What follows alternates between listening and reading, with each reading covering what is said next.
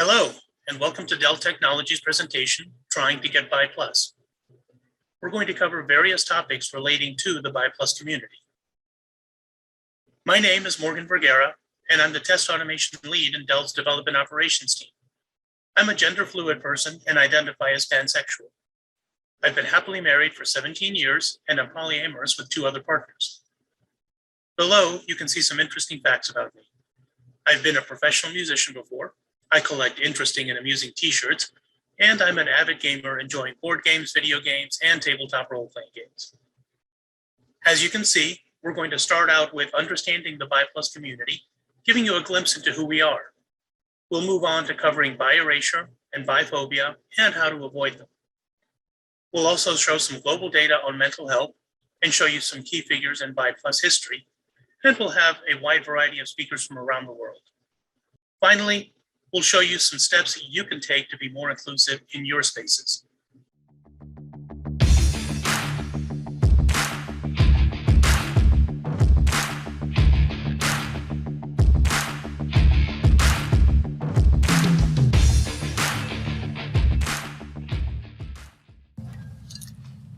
So, just to be clear, I'm a red wine drinker. That's fine. Okay, cool. I only drink red wine. Okay. And up until last night, I was under the impression that you too only drank red wine. But I guess I was wrong. I see where you're going with this. I do drink red wine, but I also drink white wine. Oh. And I've been known to sample the occasional rosé. And a couple summers back, I tried a Merlot that used to be a Chardonnay, which got a bit complicated. Okay, yeah, so you're just really open to all wines. I like the wine and not the label. Does that make sense? Yes, it does. Okay. This is just very new to me, so. These are some of the terms that BI+ folks have to deal with, some of us on a daily basis. Confused is probably the most common and possibly the least objectionable. We can see others that are definitely more so, such as cheater, greedy, deviant, and freak. These terms show how misunderstood our community is, and this presentation aims to help people understand us more and see that we're not any of these things. With that, I'd like to introduce Paul Briscoe for the next part of our presentation. Thanks, Morgan. Hi, everybody. My name is Paul Briscoe. I use he, him pronouns. I identify as pan or pansexual, and I'm currently a corporate trainer here at Dell Technologies. A few interesting facts about me. I'm a dog dad to that lovely dog that you see in the picture. I have a huge blended family, and pre-COVID, we definitely loved getting together all the time. I think the Christmas 2019, we had 26 people. I have 3 biological siblings as well as 2 step siblings and all of their significant others. I absolutely love karaoke and cannot wait until I feel a little more comfortable to join the rest of the world and get back into that. I also serve on several boards here in Nashville, all that support the LGBTQIA community in some capacity. Today, I'll be discussing BI+ identities, statistics around the BI+ community, BI erasure, as well as gatekeeping that we all run into. So last year at Out and Equal, someone presented and brought up the idea of identify versus you identify. And it really speaks to how identities cannot be outwardly given or externally given. It's the way that I identify. So sexual orientation is fluid, changeable, and specific to each person. No 2 people who identify as BI+ will have the exact same attraction or even definition of what it means to be BI+. In fact, no 2 people who identify as a sexual orientation in general may agree on who they are attracted to or how exactly to define that specific sexual orientation. The BI+ sexual orientation, much like the gender non-binary or gender queer, falls in between the binary of sexual orientations and also being asexual. So anywhere within this pyramid, closer to any of these binaries or asexuality, anyone in the bi plus community can fall into a place or a spot there, much like people who identify as non-binary or genderqueer can move anywhere within the realms of a queer identity or a non-queer identity or a non-gendered identity. Biromantic is the same as far as, so one is sexual orientation, one has to do with romantic feelings and relationships. Just like the sexual orientation, it could be heteroromantic, homoromantic, or aromantic. And biromantic people can move anywhere within that realm that they feel free and still identify under the bi plus umbrella. It's difficult to determine, as far as the statistics go, it's difficult to determine the size and composition of the LGBTQIA plus population, especially using the survey-based approach that relies on the willingness of individuals to disclose their sexual orientation and gender identity. Some researchers have estimated that between 3.5% and 5% of the US population identifies somewhere in the L, G, B, and T of it all. So if we take a look at some of these statistics, we can see that the bisexual identity actually makes up the majority of people that identify as gay, lesbian, or bisexual, or queer as far as their sexual orientation. I also want to point out that you will not see trans identities in these specific statistics, as these statistics really focus on sexual orientation and not so much gender identity or gender expression. So if you look here, bisexuals by and large have a lot less important people in their life that know that they're bisexual. So if you look at everyone, they're at 54% of important people in their life being aware that they're LGBT. Gay men having 77%, lesbians 71%, but bisexuals only accounting for 28% of them being comfortable or feeling valid within their bisexual identity to express that and make sure that everyone around them knows. This is a percent of LGBT people saying that there is either a lot, some, or little to no acceptance for their specific sexual orientation. And here you can see in bisexual men in particular, 46, almost half of them say there is little to no acceptance within the community, while lesbians, bisexual women, and even gay men enjoy a lot more support and acceptance in the outer world. So let's discuss bi-erasure and biphobia. Bi-erasure is a pervasive problem in which the existence or legitimacy of bisexuality is questioned or denied outright. I know that when I came out, originally came out as bisexual, this was 12 years ago or so. And you know, one of the first things that a member of the LGBTQIA community told me, a gay man, was that, oh yeah, bi first, gay later, we get it. You're scared to, you know, tell everybody you're gay. And it was, you know, so invalidating of my experience and how I view the world and what I am attracted to in the world. And much like that, you'll see bi-erasure from both sides, both straight people and LGBTQIA members. You'll hear phrases like, oh, it's just a phase. They'll question you, you know, which do you like more? Are you like 80-20, 60-40, or like really 50-50? And that is probably one of the more annoying questions that I've actually had posed to me. So if you're dating a man or woman, does that mean that you aren't bisexual anymore? This is particularly harmful as well. A lot of people feel that they may be losing their identity when they do form a heteronormative or even a homosexual relationship. And it's not helpful to people in their own self-worth and how they identify sexually to pose questions and question erase their identities like that. So biphobia is a fear or bias and or prejudice of bisexuals, often based on stereotypes, including inaccurate associations with infidelity, promiscuity, and the transmission of sexually transmitted infections. So, other questions that get brought up to people that are in relationships and still identify as bi plus or somewhere in the bi plus community. Isn't your partner worried that you'll cheat? There's this idea that, we'll just, sleep around with anybody or be romantically involved with any old thing. We lack standards. We essentially will take anything that is given to us. And that's not the case. Just like anyone with any sexual orientation, we have our preferences. We have the people that we are attracted to. It just happens to be a wider array than is traditionally accepted. And let's briefly discuss internalized bi erasure and biphobia.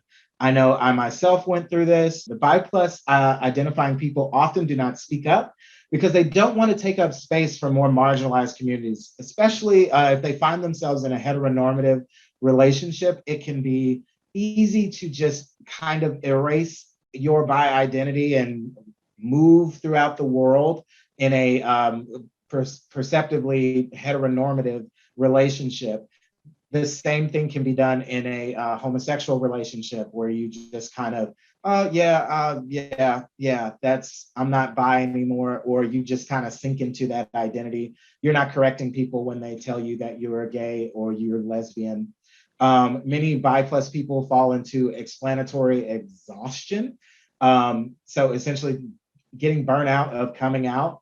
I know I myself fell into this. I became very comfortable with people just referring to me as gay or homosexual, and simply because I didn't want the follow-up questions when I tell them that I'm bi or I'm pan. I'm like, yes, go ahead, I'm gay, and it's can do harm to how you see yourself in the world and how you feel and how seen you feel within both heteronormative and homosexual and any community in general.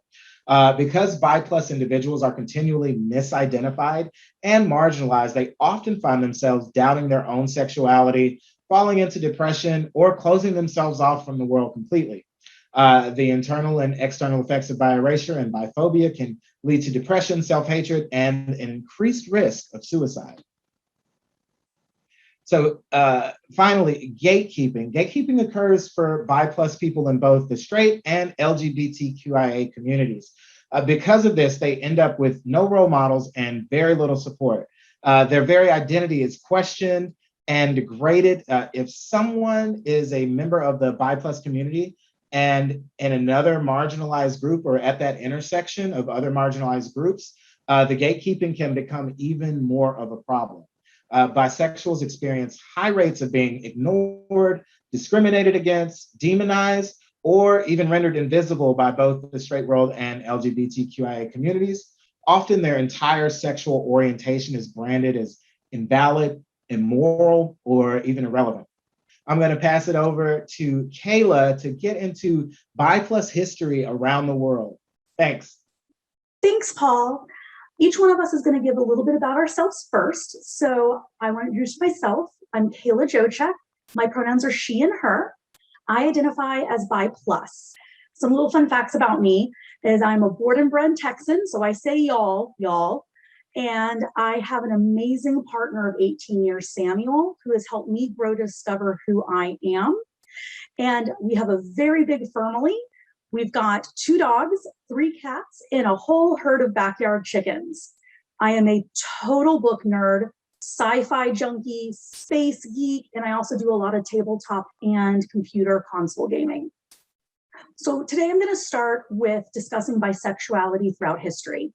In ancient Greece, bisexuality was often encouraged between free men, with older men engaging in relationships with younger men. This was meant to give them wisdom and experience. This wouldn't stop them from marrying women later in life, though. Many Greek fables contained bisexual heroes. In Homer's Iliad, Achilles has a relationship with both women and his friend and sparring partner. While Alexander the Great and Roman Emperor Hadrian both openly had wives and male lovers. Zeus even had a male lover, Ganymede, when he wasn't romancing other women. In ancient Japan, bisexuality was common amongst the samurai warriors, with older warriors taking on young warriors as lovers, very similar to the Greeks. This special relationship was called shudo. There is even some evidence to suggest Native Americans supported bisexuality in the form of the Two-Spirit people. Two-Spirit people were members of the tribe who took on both male and female roles and were considered sacred. They would often have both heterosexual and homosexual relationships. These are not isolated incidences. This practice was common in many, many cultures. There's even evidence that King David and Jonathan were not platonic friends based on some research. This shows that the bi+ community has been around for a long time and is global. With that being said, in each modern culture, bisexuality comes with its own stigmas and as a result, different cultural results.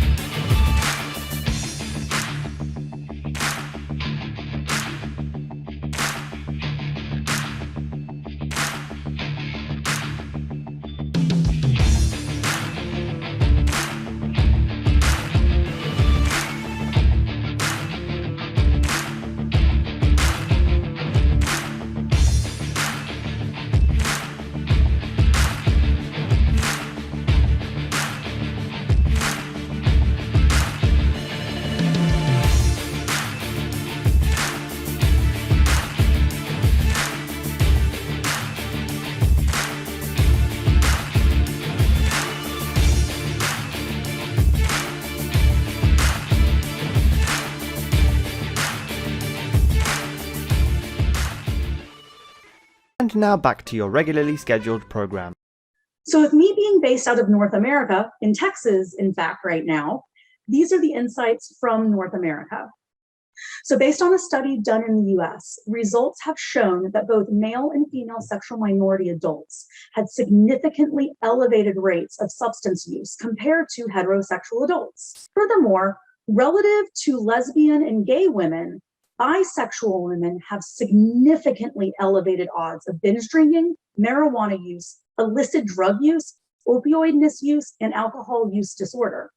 Relative to gay men, bisexual men have significantly elevated cigar use.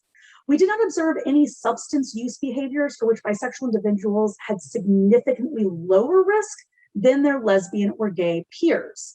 These disparities may be explained in part by the unique risk factors for substance use experienced by bisexual individuals, particularly bisexual women. Also, in North America, the rates of sexual violence towards bisexual individuals is significantly increased. According to the Human Rights Campaign, sexual violence has been experienced by 35% of heterosexual women, 44% of lesbian women, but 61% of bisexual women. In the case of men, 21% of heterosexual men, 40% of gay men, and 47% of bisexual men have had sexual violence happen to them. Additionally, bi women are raped more than 2 times the rate of heterosexual women and more than 3 times the rate of lesbian women. In addition to these statistics, we want to show examples of prominent bi+ influencers from different regions of the world. For North America, we have Lou Reed. He is the lead singer and guitarist of Velvet Underground, and he was from New York. Some refer to the influential singer-songwriter as our first out rock star, but Reed never openly referred to himself as bisexual. However, the singer's popular track, Kill Your Sons, was about his parents forcing him into electroconvulsive therapy after he expressed his attraction to the same sex at a young age. There's plenty of stories about Reed's relationships throughout the 60s and 70s with people of a range of gender identities. True or not, Reed does remain an icon of the bisexual communities for younger generations. Now, I'm going to be handing it over to Nishad to discuss insights for the Asia Pacific region. Thank you, Kayla. Good evening, good afternoon, and namaste to everyone. My name is Nishad, Senior Analyst, Customer Experience Coach for North America, United Kingdom, and Ireland. It's been fantastic to be a part of Dell for the last 3 years, actively involved in Pride, Women in Action ERGs, and I'm doing my bit to be a change maker in diversity and inclusion.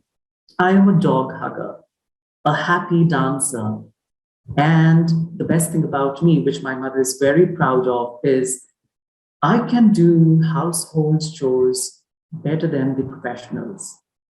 I'm based out of India, so let me take you to Asia. अगर हम gauge और lesbian से compare करें, bisexual व्यक्तियों में उच्च स्तर के चिंताओं के लक्षण दिखाए जाते हैं।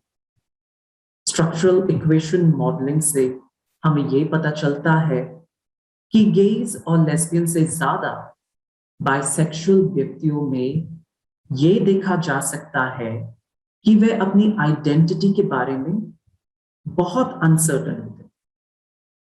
वे अपनी लैंगिकता को छिपाते हैं और वे लोग LGBTQ+ समुदाय से संबंध बनाने में भी कमजोर भावनाओं के होते हैं।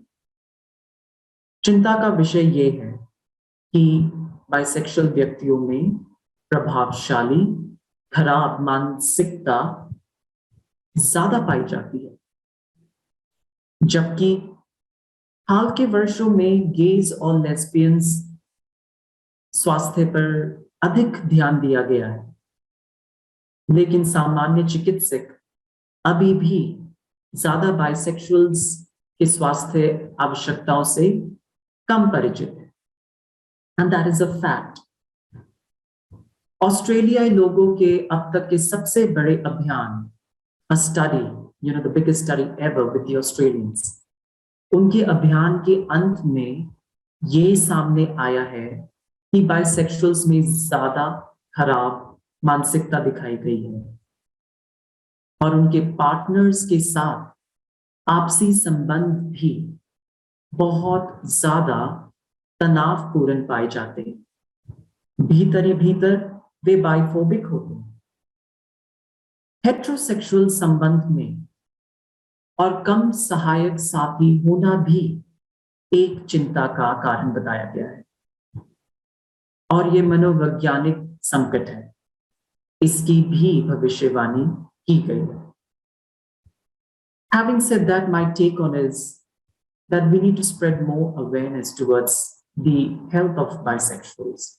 We need to be more acceptable towards them. We need to have an approachable attitude so that we welcome them. Because it's not just about them being open, it's about their better mental well-being. And because we are in Asia, so let's talk about an Asian emperor. In the last years, BCE, Emperor A was enjoying a daytime nap. He was in his palace in Shanghai, which is now Xi'an in China, hundreds of miles inland, wearing a traditional long sleeve robe. Lying on one of his sleeves was a young man in his 20s. His name was Dong Jian. He was also asleep. So tender was the emperor's love for this young man that when he had to get up, instead of waking his lover, he cut off the sleeve of his robe. The story of this cut sleeve spread throughout the court, leading the emperor's courtiers to cut off their sleeves as tribute. Isn't that beautiful? The tale's influence outlived its time, producing the Chinese term, the passion of the cut sleeve, a euphemism of intimacy between two men. Emperor A was far from the only Chinese emperor to take a male companion openly. In fact, a majority of the emperors of the Western Han dynasty had both male companions and wives. The historian Brett Hinch asserts in Passion of the Cut Sleeve, the male homosexual tradition in China, that all 10 emperors who ruled over the 2 centuries of the Han dynasty were openly bisexuals. With A being the 10th, they each had a male favorite who is listed in the records of the grand historian, the Shiji, and the book of Han, the Hanshu. And now from Asia, let's move to Europe. And for that, we have Mark. So over to you, Mark. Thanks, Nishad. Really appreciate the intro there. So hi, everyone. I'm Mark Redgrave. I identify as he, him, and bisexual. I work in the Amazon retail team, looking after all of their marketing. And I'm here today to talk about me a little bit and everything that goes on in Europe. So I live in London and been with my partner for 4 years now with our adorable little Japanese Akita, Kitsune, which actually means fox in Japanese. I'm a massive gamer, quintessential geek through and through, love playing video games, got every console under the sun, and love to travel. And if you haven't guessed yet, my favorite place is Japan. Been to Tokyo and all over Japan, and hoping I can get to go there again very soon. So what I really want to talk about today is some really interesting insights around the BIPLUS community within Europe. So in 2015, there was actually a study done by the London School of Hygiene. And what they basically did was do a bunch of questionnaires and studies around the mental health of the people within the BIPLUS community, and generated some really, really interesting insights. So the fact that bisexual men are more likely to suffer from depression than gay men, but less likely to suffer from anxiety than gay or heterosexual men. I myself find really interesting. I have dealt with depression for a long time now. It's a daily struggle, and I think is something that often isn't talked about within the community, having to pretend to be someone that you're not for a long time, and also struggling with sometimes the perceptions of BIPLUS identification within the community can also bring its own struggles that often relate to those that are diagnosed with depression later on in life. And what also came out of the back of this was that bisexual women were 64% more likely to face eating disorders than lesbians, and 37% more likely to practice self-harm, and 26% more likely to suffer from depression. Following treatment, bisexual women experienced significantly smaller reductions in anxiety than heterosexual women and were less likely to show reliable recovery. So really important stats and data here around the importance of mental health, how it differs for those with those who identify differently within the community, and hopefully reinforces just how much more we need to come together and really support one another, especially even in testing times now when a lot of us are still stuck at home with a lot of uncertainties when we'll be able to go outside and spend time with family and friends again. Lastly, when I was shown this, I was gobsmacked to say the least. I never, ever thought this, especially being a massive Star Wars fan. But the fact that Sir Alec Guinness, the one and only Obi-Wan Kenobi, actually struggled a lot with his sexual identity and spent time with the quintessentially amazing Sir Ian McKellen, giving advice and saying that as an actor, you really should not be involving yourself in anything political, especially anything as dirty as homosexuality. The idea here is that when Sir Ian McKellen shared this at a Pride event, was that this was actually a form of self-hatred. He was struggling with his sexual identity, and that although this was happening at a time when anyone identifying other than heterosexual was being demonstrably discriminated in various communities is something that's still prevalent today, and that we still need to work towards to ensuring that we support everyone, no matter how they identify, and being that rock to ensure they can be their authentic selves. So now I'm going to hand it over to Lysandra, who's going to be offering some insights around Latin America. Thanks, Mark. Olá, meu nome é Lisandra, eu moro no sul do Brasil, me identifico como pansexual e estou na Dell desde 2019. Hoje eu ocupo uma posição de analista sênior de gerenciamento de programas para recém-formados de TI. Eu sou psicóloga, fiz um curso técnico em química durante o ensino médio, eu adoro cantar, faço parte de um grupo vocal que temos na Dell e também do coral da URGS. Sou muito ligada em jogos, tecnologias, também faço parte do comitê de ética da Dell e do pilar de pessoas dentro do Pride. A frase que eu gostaria de compartilhar é da Tammy Baldwin. Ela diz que não vai existir um dia mágico onde a gente vai acordar e simplesmente não vai haver problemas em nos expressarmos publicamente. A gente precisa construir esse dia, fazendo as coisas publicamente até que esse seja o jeito como as coisas são.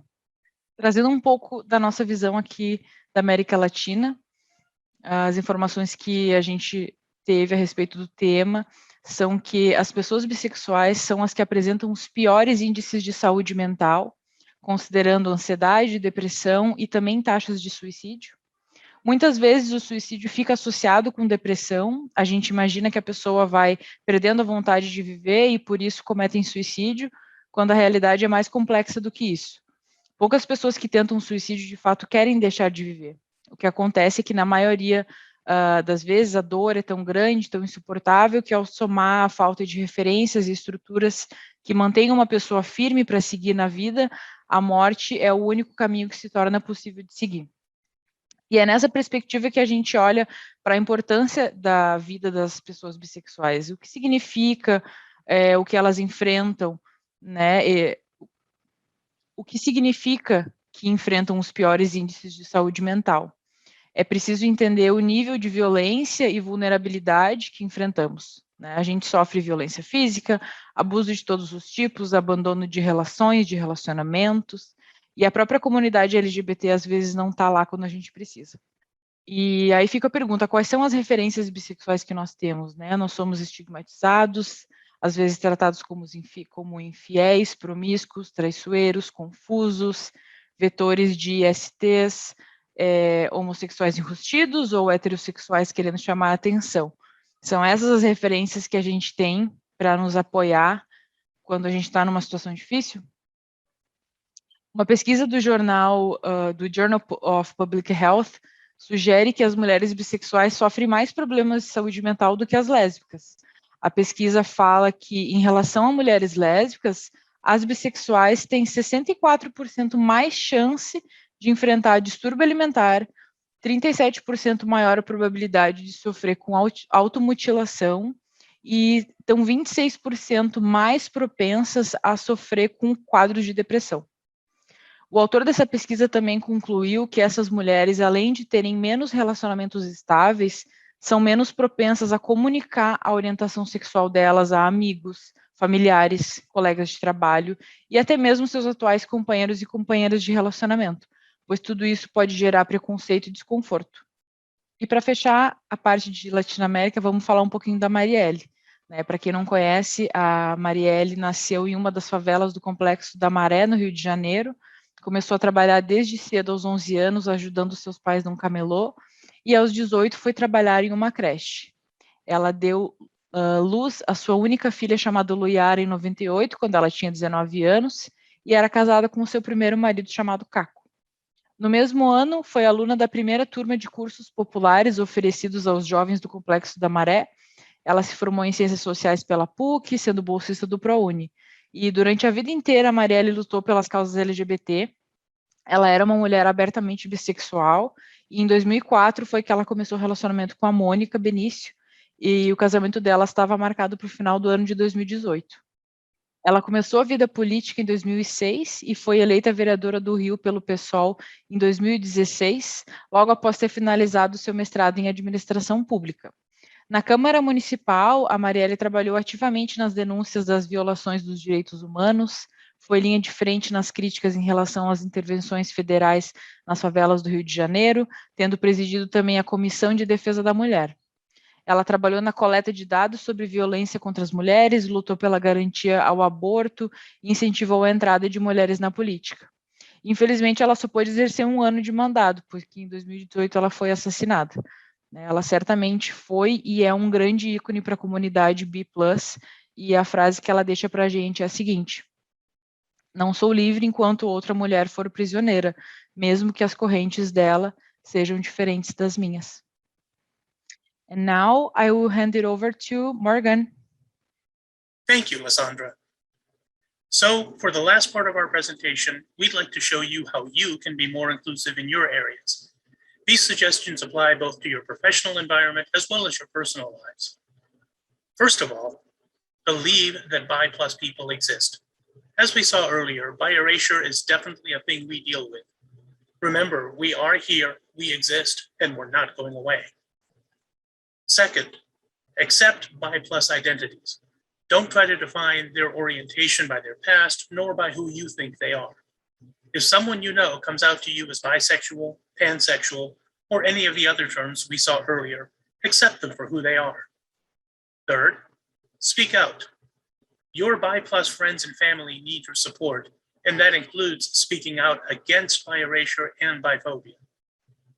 If you hear someone saying, "Oh, they're just gay and haven't realized it," or "it's just a phase," speak up and tell them that they shouldn't speak for the other person, but rather believe and accept them for who they are. Fourth, celebrate bi+ culture on Bi+ Visibility Day. This comes on September 23rd each year. Acknowledge those that you know are bi+, both in your personal lives and people in public life, such as celebrities. Finally, ask how you can be the best possible ally and listen to their responses. Thank you for joining us today, and we all hope that you have learned something new or gotten some new insights on the bi+ people you know, both personally and professionally.